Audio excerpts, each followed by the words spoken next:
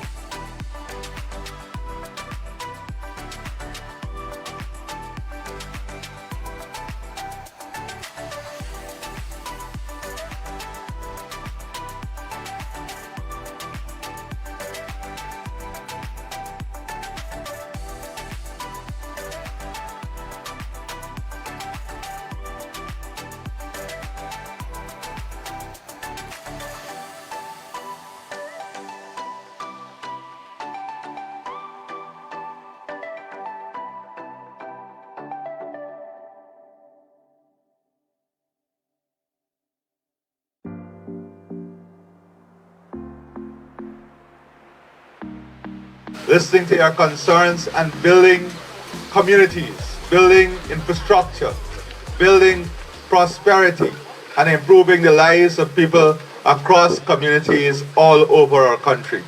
One of the things that is important to us is to get feedback on the investments we're making, because this year, 2025, we're going to focus heavily on community investment, ensuring that the investment is focused on people-centered issues in a greater way. And what do I mean? As we go across the country, we are hearing the stories of improved roads. We're now working on having everyone getting treated water, improved health care, better education, and a better standard of living. But there are some issues that communities are still faced with, some challenges that we have to address. And this is how development is. As we address challenges and as your life improves, there are other things that start to bother you. There are other focus of the community. There are things that irritate you. So you will want to ensure that you have good, reliable services. You want to ensure that your sanitation issues, the garbage issues are addressed. You want to ensure that security, community lighting, those things are addressed. Because the more fundamental needs are all satisfied. And that is how development is. As you satisfy the fundamental needs, then growing needs that is a product of development becomes necessary. So someone 10 years ago might not have seen a street light as necessary. They would have seen water as necessary. But today, the necessity for you is that street light. So that is how things change. And that changed because you have a government that is continuously investing in changing things for the better, in improving things for the better. So today, we are here to engage you and to listen to you as we're in the concluding week of preparing Budget 2025 to see if there are any particular issues. As I said, there are a number of issues we have already received from communities that include recreational facility, little green spaces, little parks. Now you would not believe it. Many communities are saying our priority now is how we can plant these communities, how we can beautify the community. So these are the new issues that are emerging. In some communities, they say to us, we are happy that we have the increased pension, but can't we get the pension paid within the village itself? Can we get the pension paid at the NDC? So those are some of the things that we're addressing now, and we're focusing on how we're going to put more investment and more resources in the communities themselves, so that there is more responsibility from within the community. Because we are building a development path that also brings dignity and pride to people.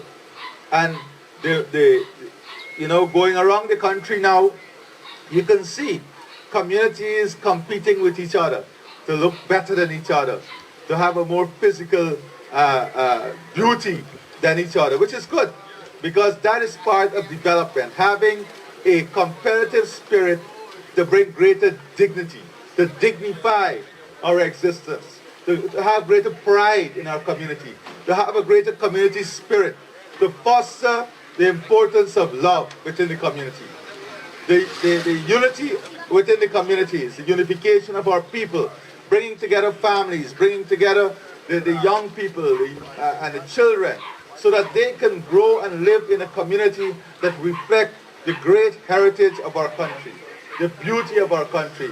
That is our cultural makeup, the diversity that makes us such a strong, resilient, and different country from those around the world.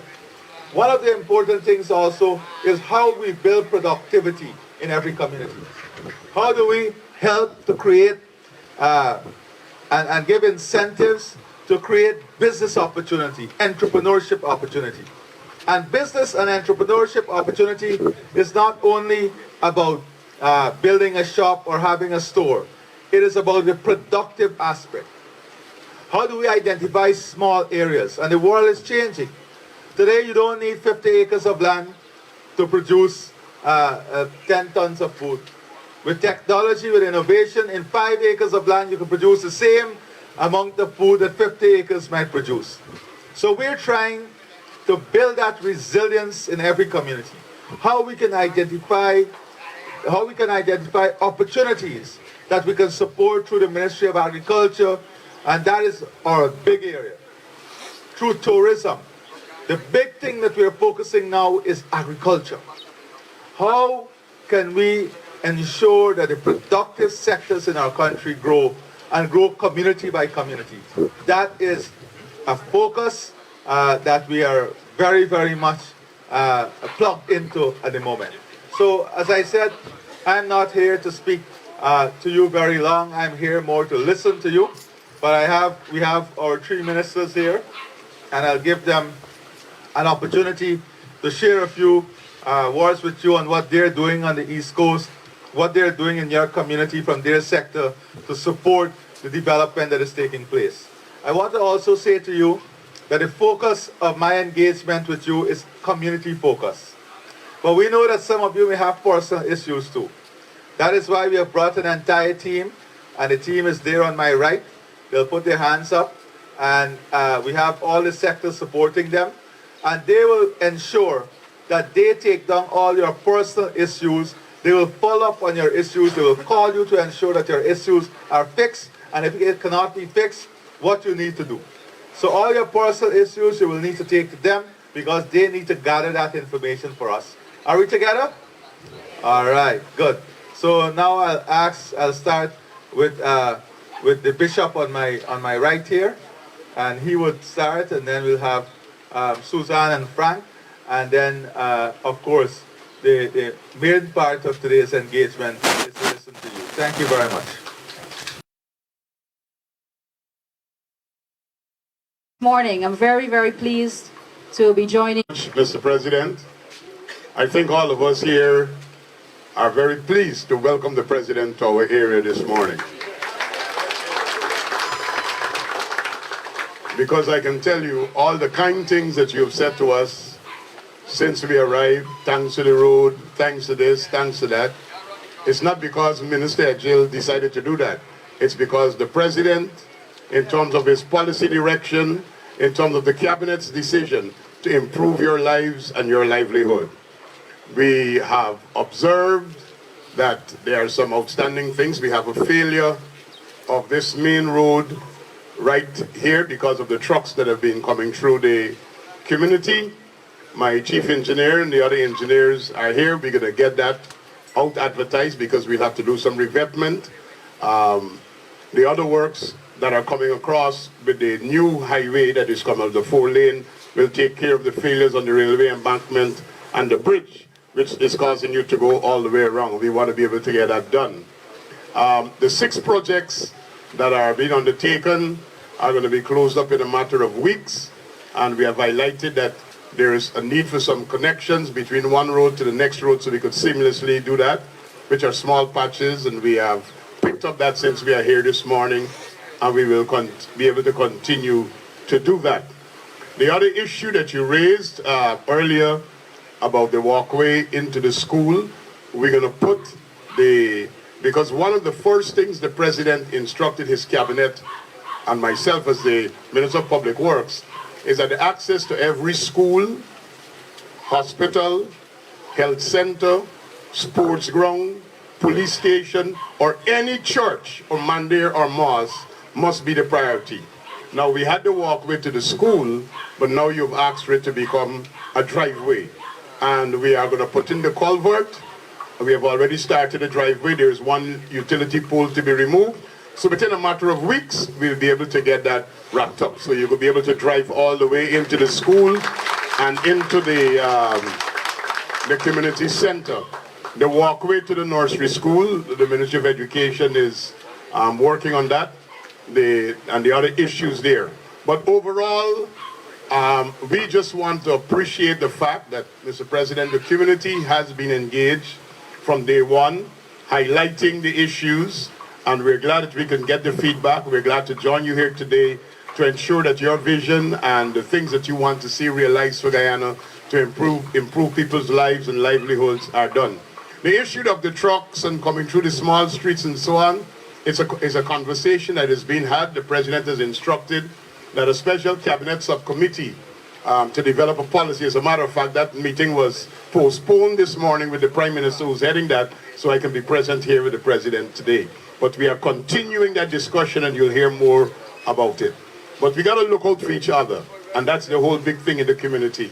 I want to especially thank Pandit Suresh for the work that he's been doing. This man is very, very knowledgeable about everything that is happening in this community, and even the elders, Mr. President, even the elders in the community are telling us, check with Pandit, he knows what's going on. So we want to say big thank you, and I think that is about it for now. This year, We're going to work together. We got places to go and we got things to do. And we're going to do it together. You agree with me? And you know, one of the big things we got to do, right, is to let the progress continue. If you are happy about all that has been happening, and everything is not perfect, we'll be the first to admit that everything is not perfect, but it is far better than it used to be. The PPPC might not be perfect, but we are good for Guyana. Guyana develops, Guyana progresses, Guyana moves when the PPPC is in office. So in order for us to be able to do more, you got to be able to work with us and make sure we stay there and continue to do more. And the man at the head is the President, President Irfaan Ali. Thank you very much, Mr. President. Morning. I'm very, very pleased to be joining you this morning. We had about an hour good conversation one-on-one with many of the residents here before you arrived, Mr. President, and I second the sentiments of Minister Edgil, who many people endorsed the progress that they have seen over the last few years and have commented on their satisfaction with the way that the country is going and the path to development that the People's Progressive Party Civic has laid out for this country. You all know that when President Ali speaks, it's almost as though he's speaking things into reality, right? And you would have seen for this entire week the intensity of his engagements with communities. And I heard him say dozens and dozens of times that he's focused on community development. So I hope everybody is listening, those who are at these meetings, those who are watching us on the social media platforms. He's talking about community development. And if I were a citizen in a small community, and I'm on East Bank, and I'm hearing this, we all know that we have something really, really exciting to look forward to. Because you have a president that doesn't just promise, but delivers on all of his commitments.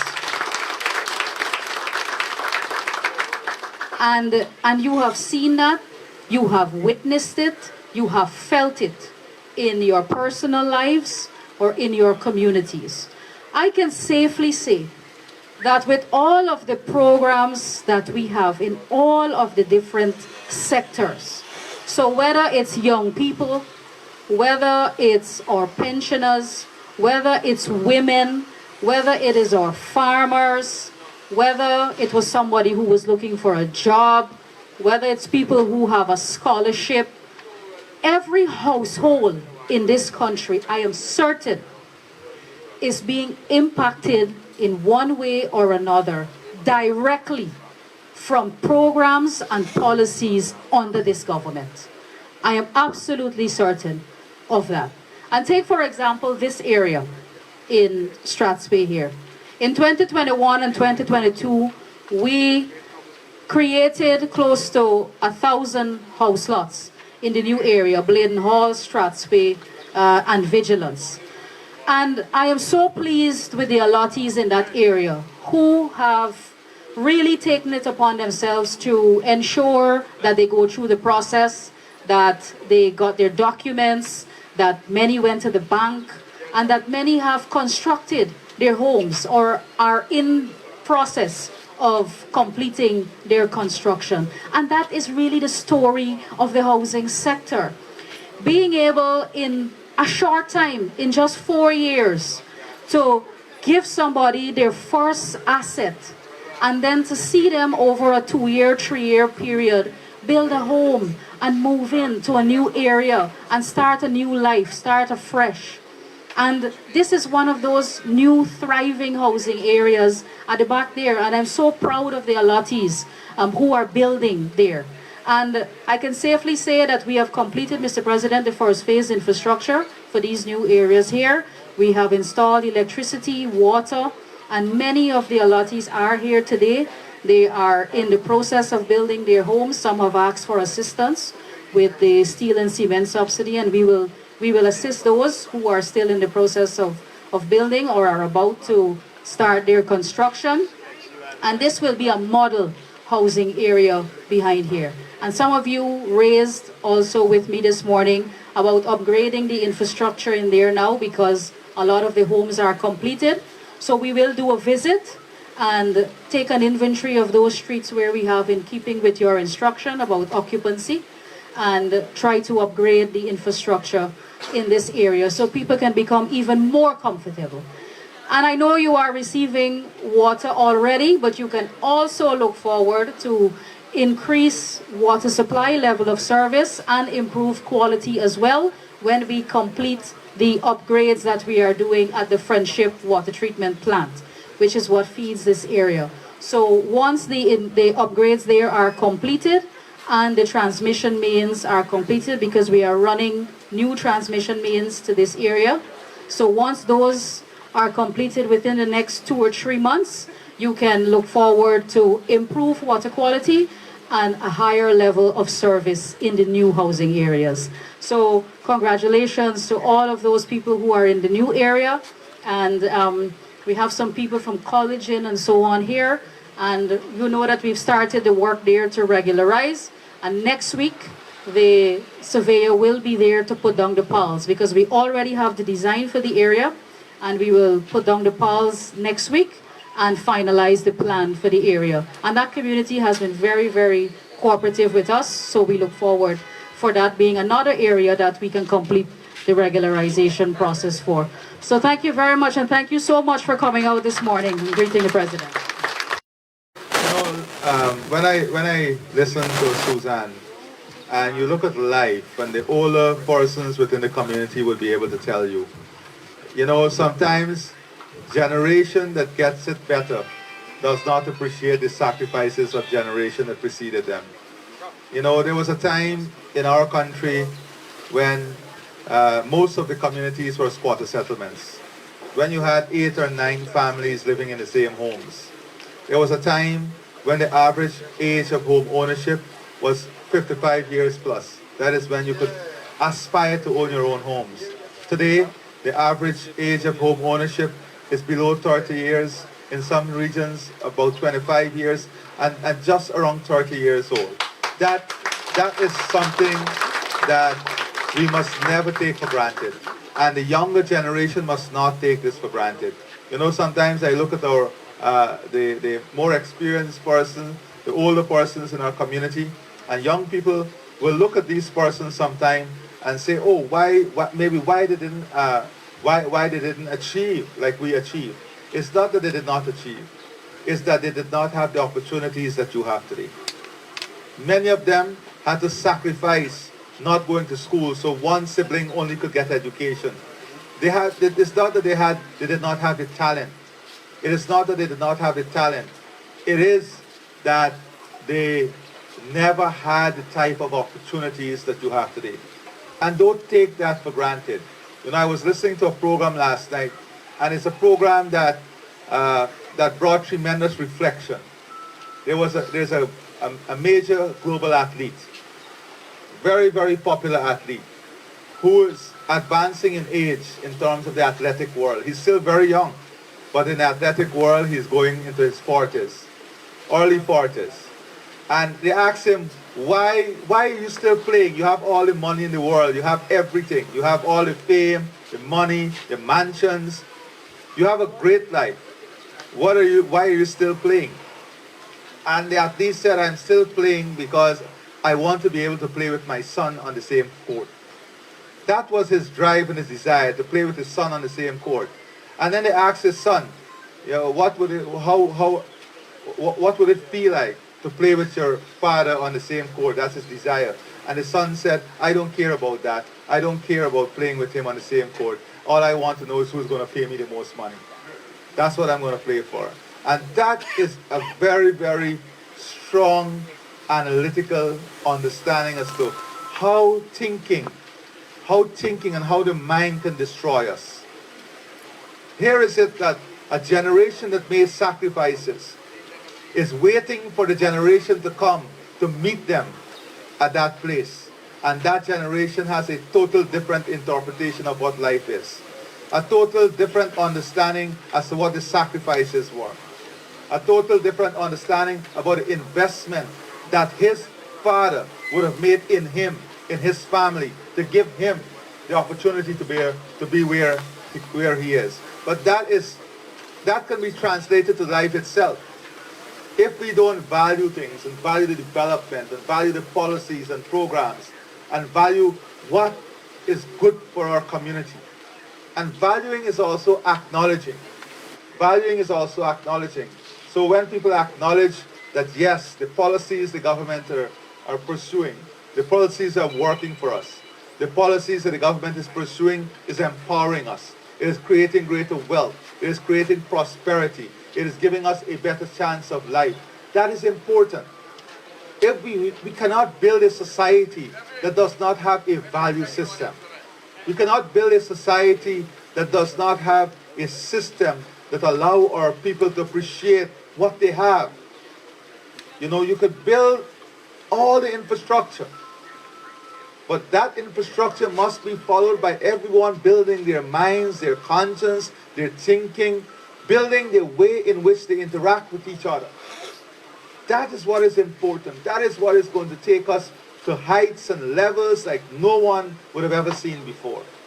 But that requires our effort, our commitment, our individual choices. That requires us coming together in a conscious way, coming together in a realistic way. So I just wanted to, add these few words to what Bishop and Suzanne would have said. And I'll give back the mic to Frank. Excellency, our President, my colleagues, Suzanne and Bishop, and of course the residents here of Stratsphey. I'm very happy to be here with you this morning. A couple of months ago, I was in this community at the school, and on that occasion, as President is talking about community and community interaction, on that occasion, one of the programs that the President asked us to roll out last year was to come to every community and to ensure that we test the eyes of older people, and if they have any problems, that we give them glasses.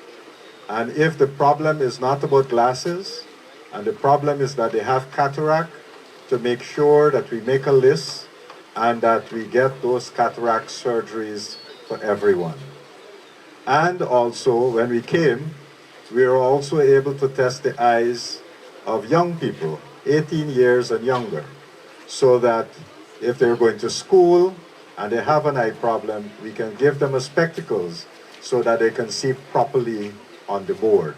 Amen. Now, what does this program signify? Here we had a very big turnout. We had close to 100 and something people that came and benefited from the program.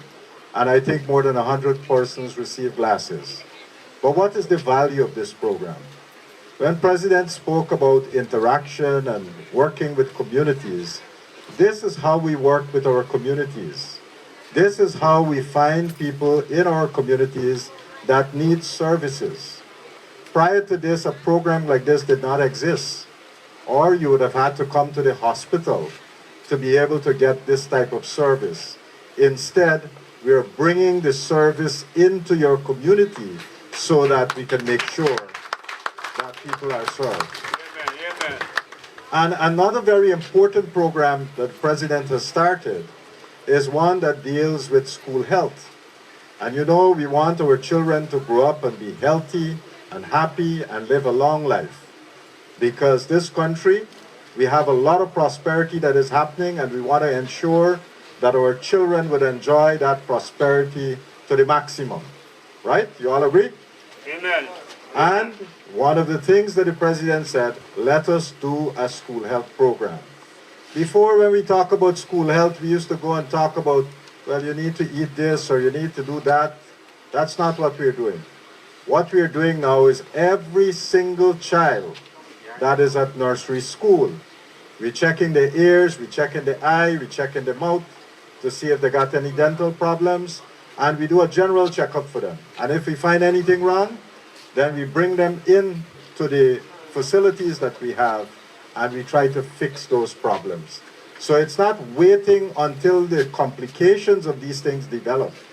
We are actively going out, searching for the issues and fixing them. Last year we were able to screen more than 20,000 nursery school children. And in addition, we start screening primary school children. And we did more than 17,000 primary school children. And it's making a big difference. So when you hear about these programs, when your children come out and tell you, well, you know, the doctors are in the school or the nurses are in the school, please support it. Because this is very, very important for this child's health so that they can grow up and be healthy.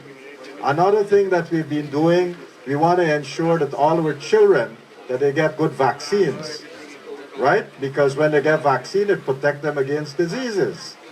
And right now, we are giving vaccines to protect our children from 19 different diseases. 19, right? This is a big investment that the government is making. And one of the vaccines that we want to give for children between ages 9 to 15 is a vaccine called HPV. Why we want to give that vaccine? You see, as you grow older, many of you probably hear about cancer, right? And one of the cancers that are affecting women is a cancer called cervical cancer.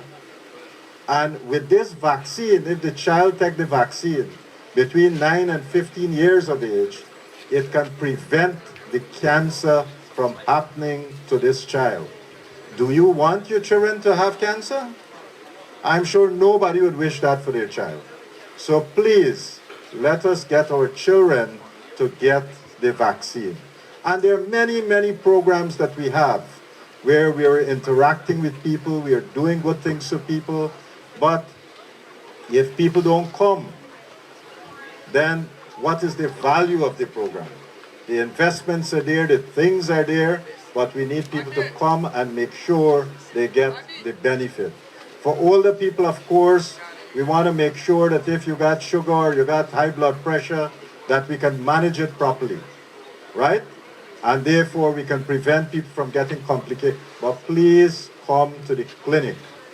Now, while we're doing that at the community level, and I know President is talking more about community interaction, I want to also emphasize that there are some big things that the government has been investing in.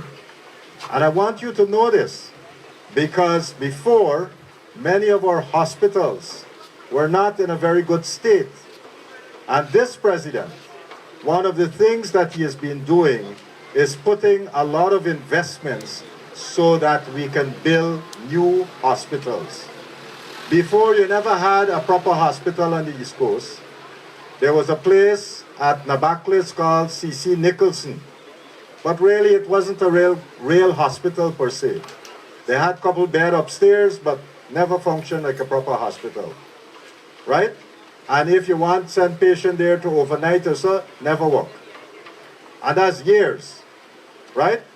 Now, President is putting the resources, and we've started to build a brand new hospital at Enmore. Right? And when the hospital finish, you don't gotta go to town. Because you can go right there, you'll be able to do surgery right there. So if somebody needs some surgical operation, we can do it at Enmore. If somebody needs to deliver a baby, you go Enmore. You don't gotta go to town. Because it got modern delivery things that are going to be there. Right now, if you got to do a CT scan to check, see if some bone or something break, you gotta go Georgetown Hospital. Might have a long line because we only got one CT scan at Georgetown Hospital.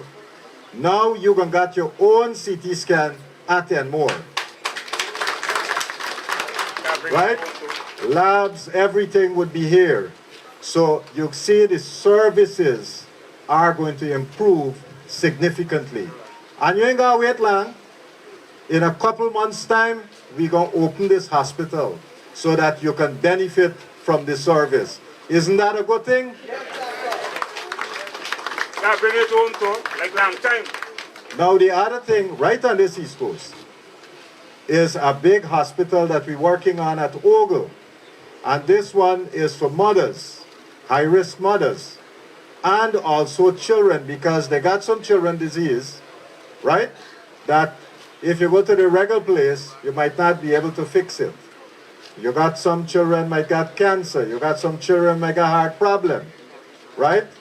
But this new hospital will be able to do the heart surgeries for them, so you don't got to send them abroad, and all these things is a big investment that this president and this government has made so that our children and our mothers can have a better life. Isn't that good? This is how this PPPC government must work, right? It's all about investing in people, because we believe that our people are our greatest assets, right? And if we invest in them, they get good health, they get good education, they can live a happy life, they get a good house, right? Then they're going to live comfortable. Nobody never want to live here. And in fact, with all the policies that the government has been doing under this president, we see a lot of people now want to come back, right? More so that a lot of overseas people even asking how them can get the cash grant. That's all? Y'all know that, right? So the thing is, you're seeing progress in every community of our country. Every single place in our country, we can see progress, right? And if there are people still not see, then maybe we can take out the cataract, because we got a program for that, right?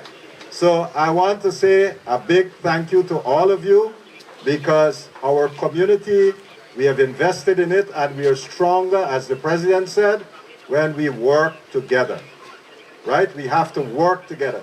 This is our community. If we not look after it, who will look after it? We got to work together, so we make sure that all the things that we need, we have, and we can get more, right? But we got to work together. And I am sure that all of you like what happened over this last couple of years, right? I know like that? Health, housing, Bishop making a lot of road, we got a lot of schools, more children, you got all these cash grants and all kind of thing that happening. We never had a better time like this in this country. Not true? Not true? So if you want to see more progress, if you want the happiness to continue, then you know what you got to do come year end. Right? That's all? We together? So if we want the progress to continue, if we want the happiness to continue, then we know that we got to stay with this government and with this president. Right? Thank you very much. And one of the greatest assets I've had as a president is to have a very good team. Very competent team, very hard-working team, a strong team. Not only the cabinet and the ministers, but the engineers, the technicians, the technical staff, my own support staff. They have been working very hard as a team to deliver. But we work at a pace that is incredible. And you know that if they don't keep up with the pace, then we got to wake them up at 5:30 in the morning. But we have had an enormous team that has worked extremely hard to ensure that we are where we are today. So I want to, tomorrow for example, I'll be commissioning the first of a number of water treatment plants that we have completed.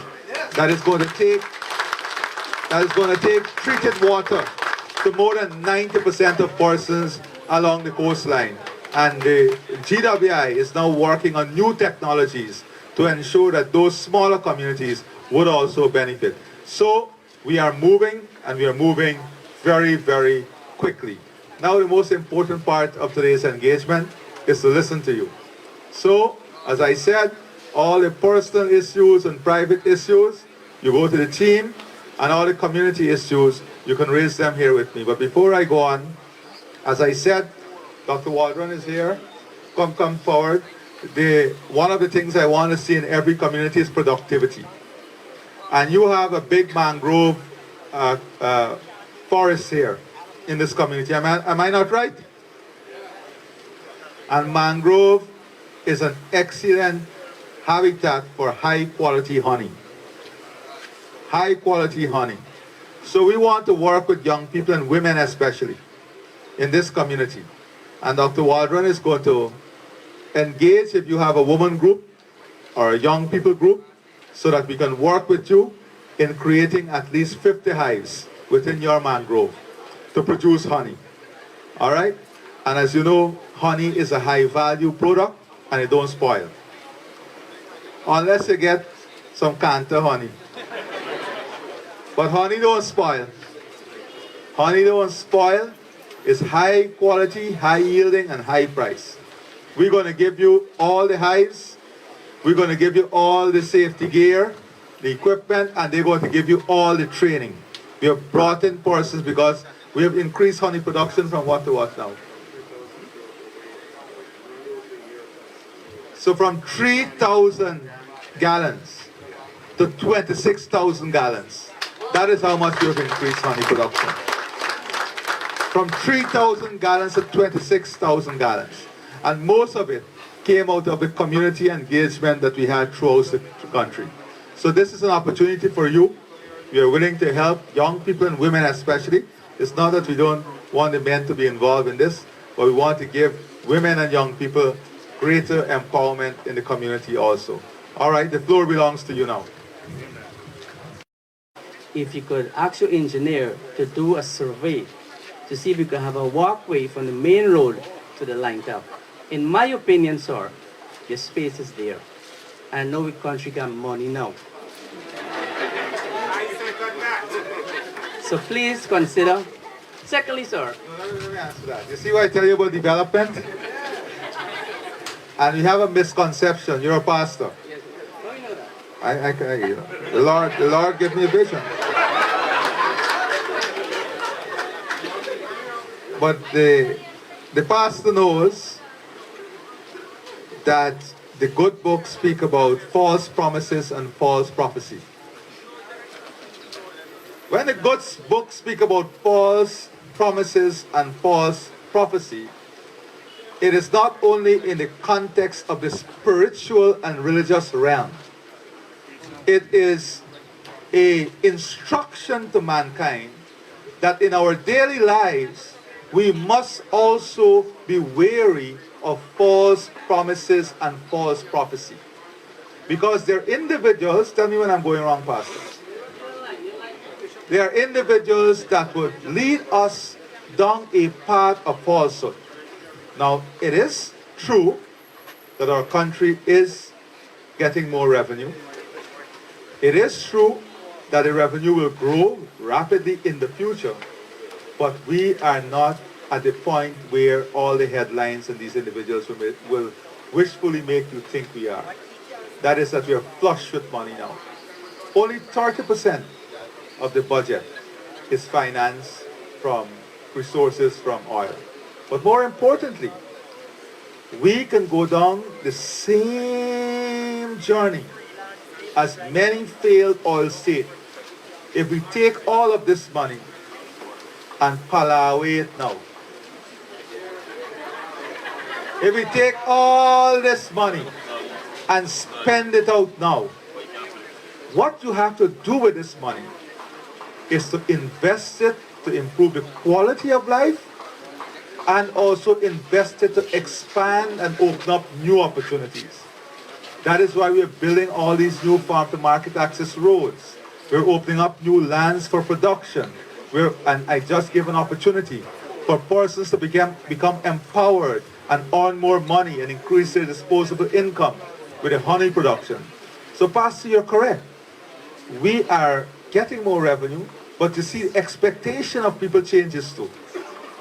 From wanting water, to wanting school, wanting road, to wanting street lights, and now walking walkway aside, which is good. because we must have aspirational goals. And we are going to look at it, but I can't promise you that we're going to do it now, because every community will come and say, we want a walkway, a sidewalk for the kids. Now, in all the new designs, where possible, we have to do this.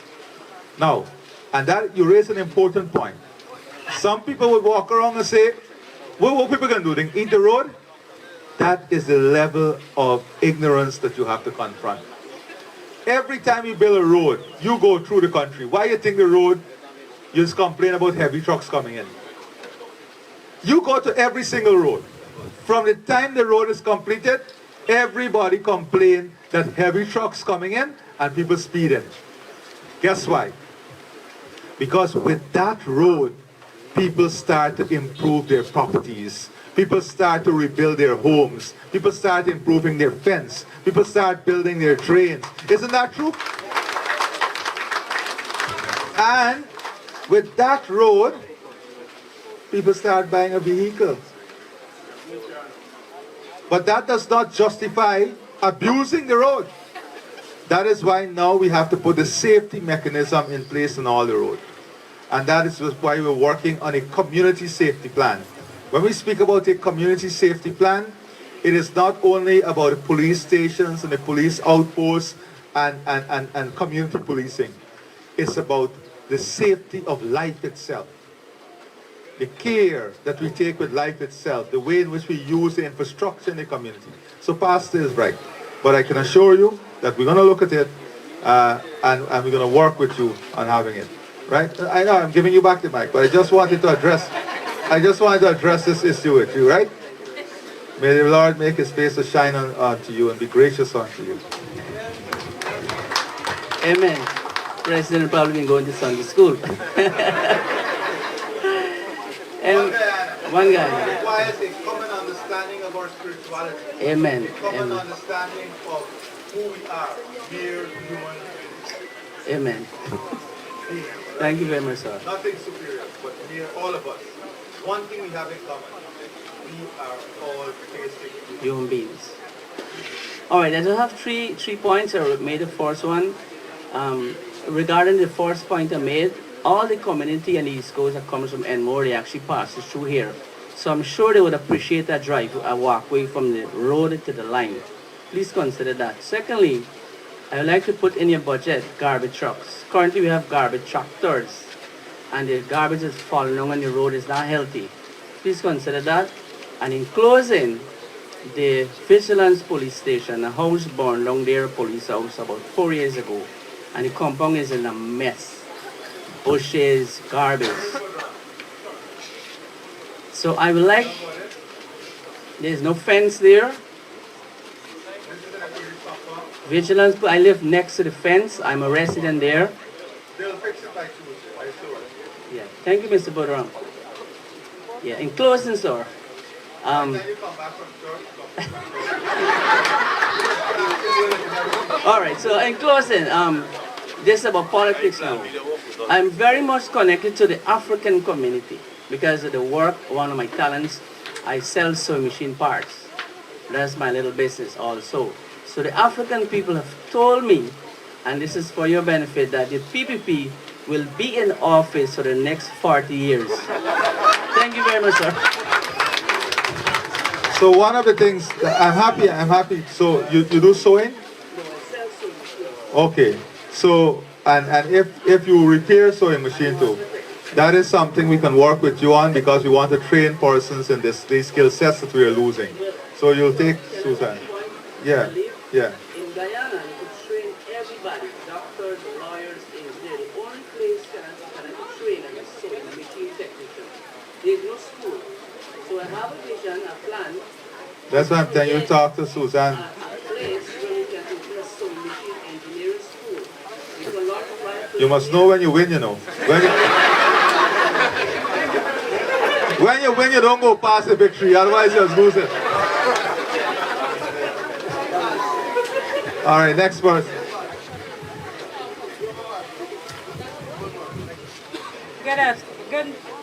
Good day, everyone. Good day, Mr. President, ministers.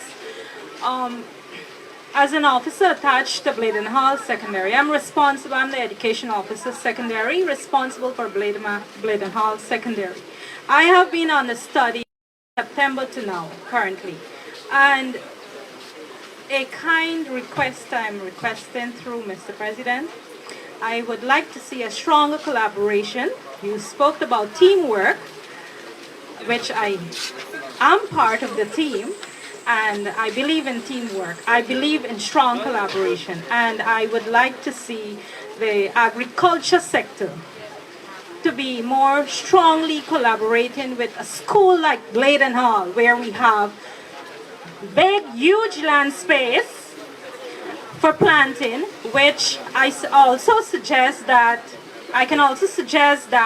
Bladen Hall School can supply simple vegetables to the community under different circumstances. And that is where we are going to have our young people, the teenagers, engaged there. So I'm kindly requesting that. Also, I spoke quietly to Minister Rodrigue. We need another hydrant to that school. We need more water and lights. Thank you. You're near Mala, right? Yes. All right. You're the regional education officer, right? Right. Nice. And you have this great idea, right? I'm very proud of it. Nice, nice, nice. Did you write the Ministry of Agriculture sort of engagement with them on this idea? No. I love the idea, but my question, my dear friend, is did you write or engage your colleagues in the Ministry of Agriculture?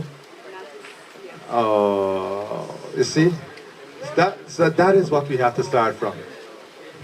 That is where we have to start. You don't have to come to a public engagement to make the requests. They're right within your reach. So you have to engage. And I'm happy, it's a great request because that is what we're pursuing. That is one of the policy. Where is Dr. Waldron? How many schools we already placed facility in? You hear that? So this is a national policy. We completed Region 6, Region 10. We're working in Region 3. And so you're hitting on an open door and you don't even know. So if they are written to and you engage them, I'm sure they're ready like yesterday to work with you. Am I right? This is like, it's like I'm in a cricket match and I got the two captains on one side and I'm asking this captain, how was the game? And this captain is saying, well, I haven't spoken to the captain over here. Yeah? I'm asking this captain, how was the game? He said, well, we are ready to play. And both of them don't know that both of them ready to play, but they're not telling each other they're ready to play. All right, so we can fix that. All right. Mr. President, the reason I have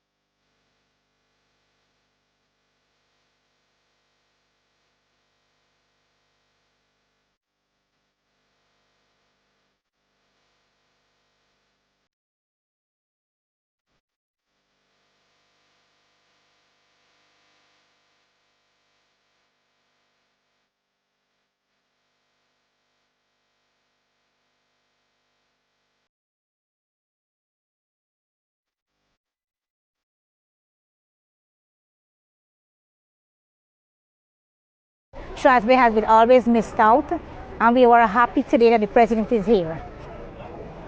All right, I feel proud to be a Guyanese because there's always opportunity in Guyana. Guyana is very nice. It's wonderful, and the country development is going very fast, and there's always jobs, so we could never out of money. The country, and I really like President Ali very much and the work he's doing in our country. So I feel great that he's coming a second term and he's coming to our village today, and we are welcoming him to our village, and may he do more for our country. And yeah, thank you very much. Hi, good day. So I am happy to be a Guyanese, and I'm happy for the development that the president, this new initiative that he would have taken on recently. Presently, we have a new community has been developing over the railway embankment. We've seen a lot of development in our community also. I think they are doing well, and I think they'll do better in the future. Right? She can tell you in church, right? Okay. You go ahead. Yeah, in my life living, the best president I have seen is President Irfaan. Among the things I see you do right across the country, it is lovely from kids to the elderly. Very lovely in my eyesight. Every area I go, I see the president doing great development, and he helping a lot of people. And me as a disabled man, I haven't gotten any help yet, but I know it is very close because people working with me. So I am thankful for my president. I'm thankful for everything that he's doing across the country, and I'm very blessed for it. So one thing I would like to commend the government on is providing scholarships for young people through the Gold program. Currently, I am doing a Gold program. I'm doing a six-month program on nutrition. And I think the amount of opportunities that young people have through this program, I think this is very good, and I think we should capitalize on these opportunities to further develop ourselves.